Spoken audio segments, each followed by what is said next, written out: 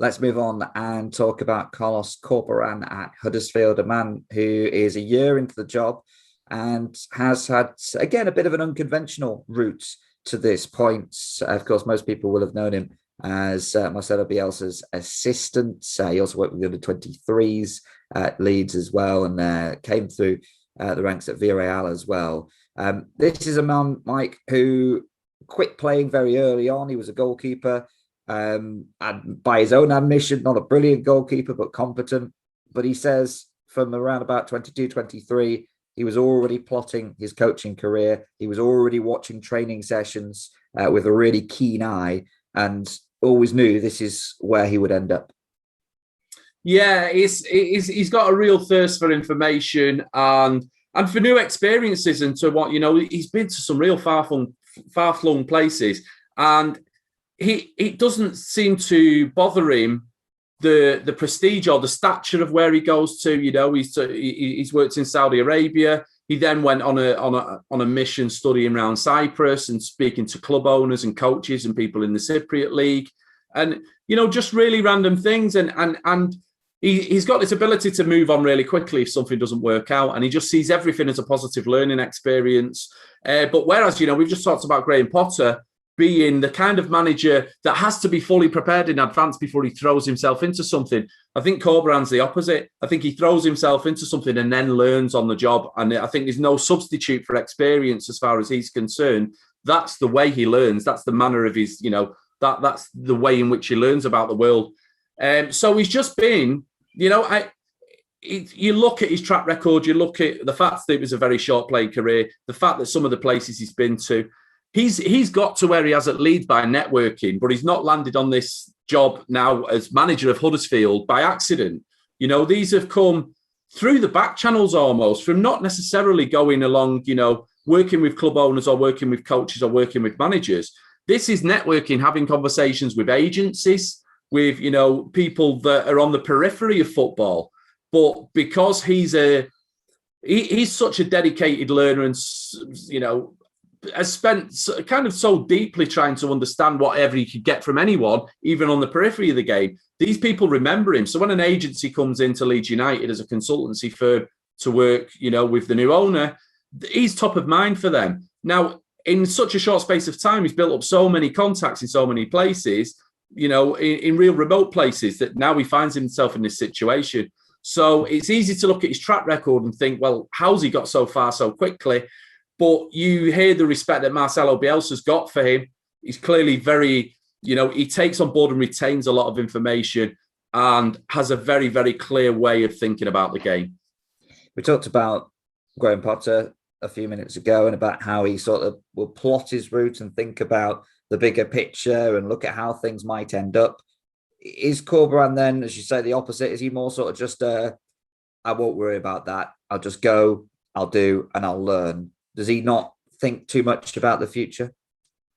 No, I do think he thinks a lot about the future. I think what's different for him, he's comfortable with anything spontaneous. I think that's the difference. I think Potter's uncomfortable with something he's never encountered before and that just comes out of the blue at him and he's got no reference point. He's not really thought it through in advance.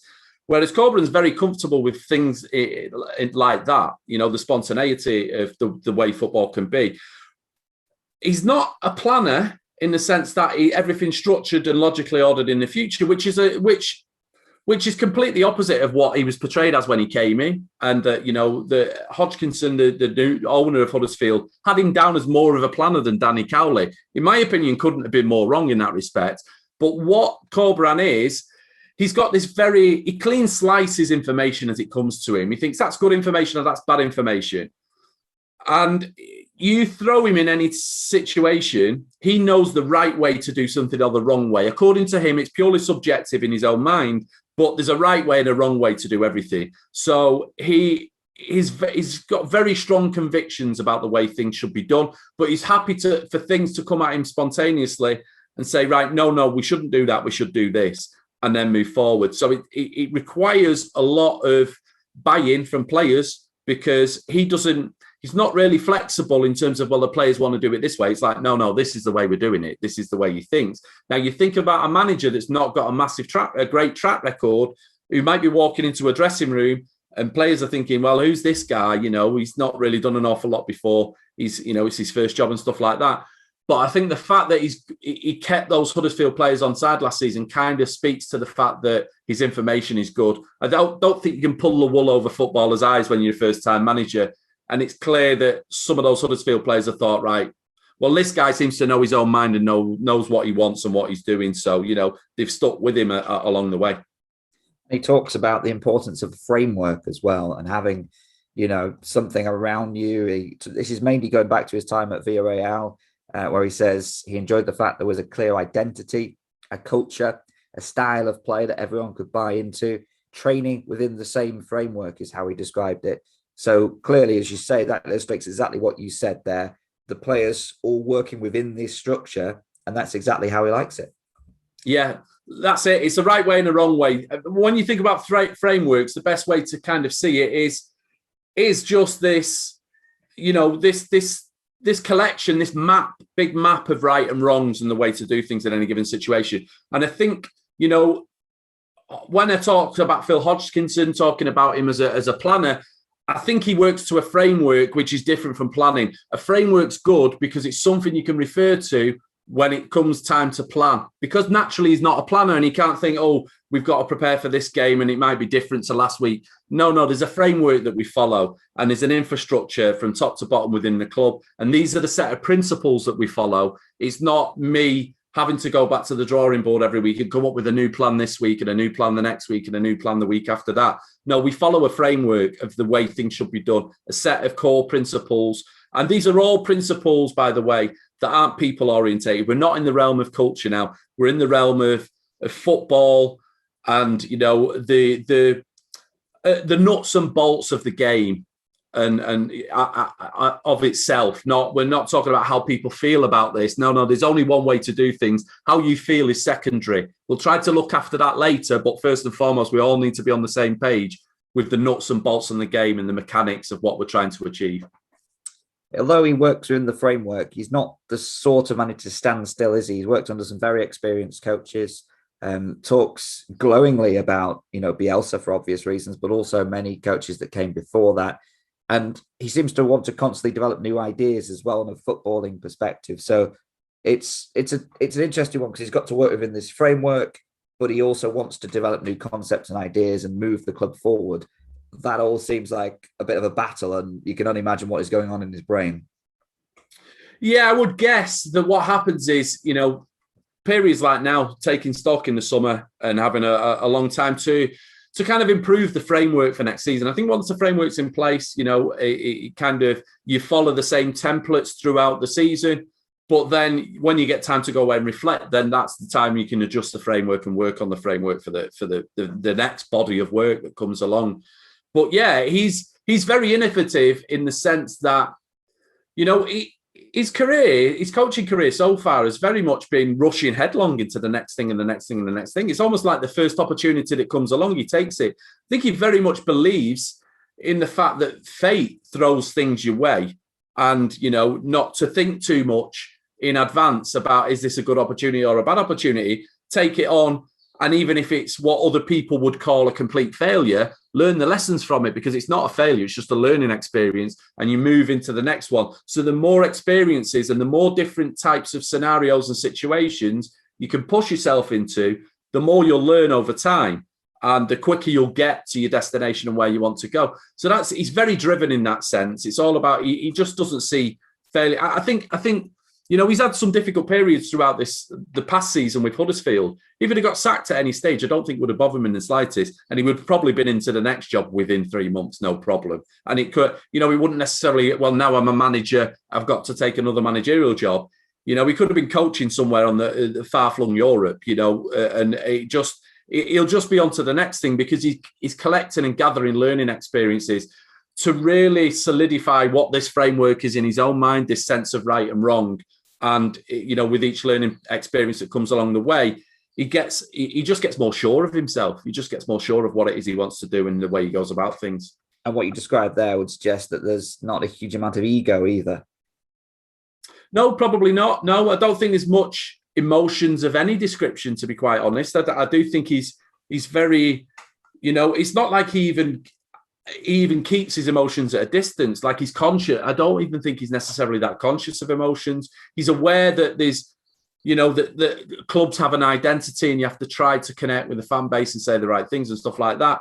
But I just don't think it's on his radar for when he makes decisions for emotions to come into his way of thinking. I just think he makes decisions based on what he says and the way he observes and the when he talks about how the fans must feel. And thinking back to the 7-0 defeat they had at Norwich, that was a really good post-match interview. In terms of the West Yorkshire Sport reporter trying to get him to connect with his emotions. How do you feel about this? You must understand how the fans feel. And it was, he was kind of saying the right things, but you could tell it was a space that there was no emotion there in his, in the delivery. He was understanding the situation he was in, but this is not someone that lets emotions get in the way of anything. He's just very driven, new experiences, build the framework, understand the technicalities of anything as best they can. And I guess, the learning experience is key there, because they didn't crumble after that defeat. That was it was a terrible night.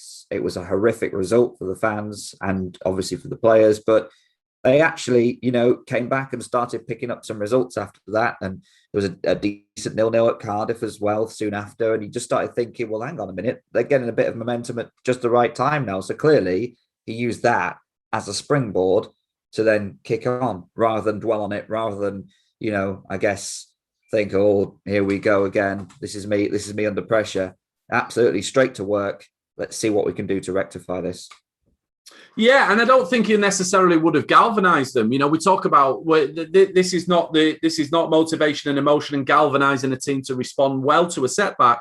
I think there's a lot to be said on the flip side of that is for having convictions and never changing your mind from, I think the players understand that when a manager doesn't change, regardless of how bad a setback is, and he still keeps doing things the same way, there's total belief in the methods and the methodology.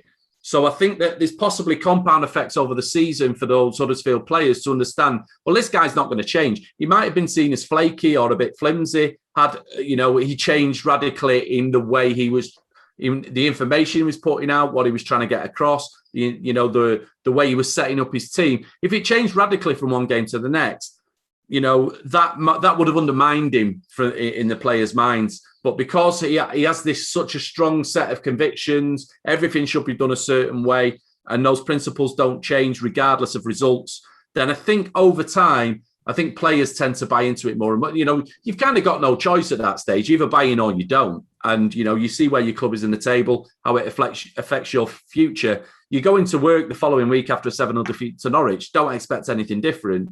So it's kind of on you to knuckle down and either apply it or don't. Yeah, he talks about staring failure in the face and being brave, in the face of failure. So I guess as you say, it just inspires him to kick on and rectify what has gone before. And it is an admirable trait, isn't it? But we have to sort of mention what he's been dealt really at Huddersfield. Relegation from the Premier League, of course. Squad has been largely stripped and the investment has been low. Lots of things off the field to discuss. But if we focus on Corberan's job, this is not a job that a lot of managers would have been able to do, because, he's had to work a lot with younger players. They've had injuries as well. They've got some aging players in that squad and not a huge amount of quality. I think it's reasonable to say, but considering that he kept them up, I think he can be pleased, can't he? Yeah, I think survival is on its own can be considered a job well done. I backed Huddersfield for relegation last season. I don't think it's a stretch for anybody to see that teams coming down from the Premier League, second season. I was very unconvinced by the way that, the boardroom changes and the way that they got rid of Danny Cowley. I think that it's executive level, it's a club still trying to find its feet and trying to find its way after the Premier League with literally zero legacy of the Premier League.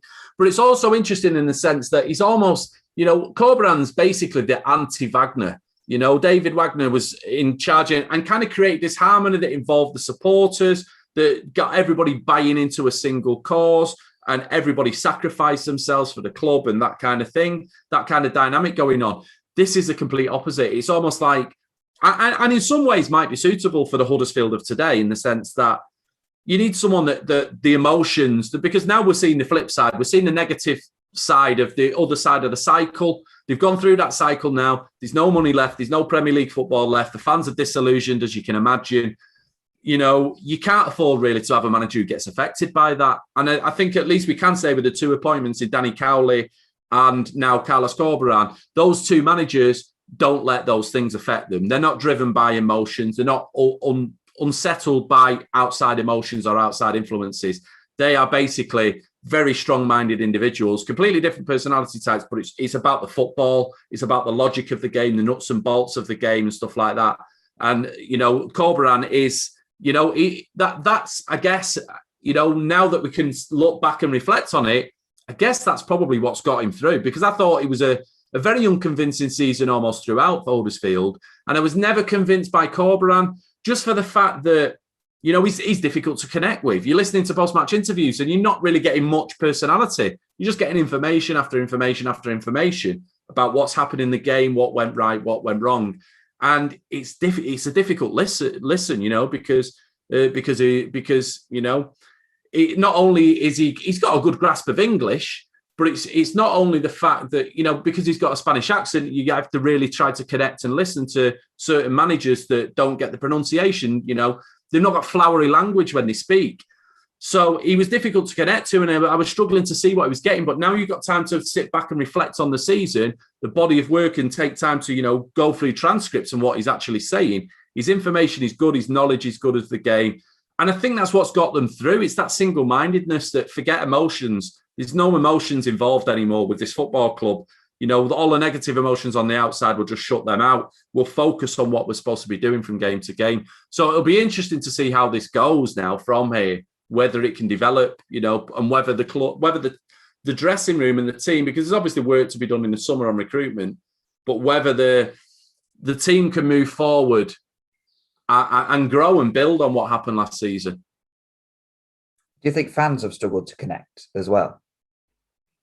Yeah, I do. And because I think because of the type of personality Corberan is, I think the fans possibly would like to go back to Wagner and have a manager that makes them feel involved. I mean, it's difficult with COVID anyway, but a manager that makes them feel involved and makes them feel part of the process, makes, you know, that says the right things. But I think this negativity, I think even among the Huddersfield fan base, these fans who were determined to be positive and try to, you know, reason with those who were being negative. But I think it's inevitable when you've had the journey that Huddersfield have had, and now that there's no real legacy to show for it, I think it's a portion of the fan base are going to be very, very negative. And I just think that cannot be helped. And I think potentially getting a more emotional manager to try to pander to that side of the fan base and try to get them involved, you might just be fighting a losing battle. And it's best to just close ranks, head into the football, and just ultra focus on what the product is that you put out on the pitch, and hope that eventually the product itself becomes so good that the fans then get on board. I think seeing a few young Huddersfield Academy graduates as well will certainly help soften that blow as well, particularly those that are progressing pretty quickly in the Championship. So inevitable question, and it probably is too tough to call at the moment. They have done some transfer business early, but you sense there's far more to come. Will you be backing them for relegation again next season, or do you think they'll survive once more? Yeah, it's a tricky one in this because I'm tempted to say just more of the same, but it could go it literally could go one of two ways. And I think it wouldn't surprise me if Corberan didn't last the second season, because you look at his career and he never sticks around for too long, you know, in the same place for too long. And, you know, that's not to say that would be on him to walk away, but he's holding his nerve when things get difficult. But if the lack of connection with the fan base just leads to every little mini crisis becoming more blown up in the fans' mind and putting more pressure on the board, it wouldn't surprise me if the board pulled the trigger before the results came. So there's lots of dynamics there, lots of moving parts that could change that make it really difficult to say. I think it's going to be tough. I think Huddersfield, as just par, you've got to be looking at bottom 8 because of the budget, because of the downsizing, because of the market they're probably going to be shopping in. You know, I think anything outside of the top 8 is kudos to Corberan. If he stays the full season and gets them into mid-table, I think that's a fantastic effort.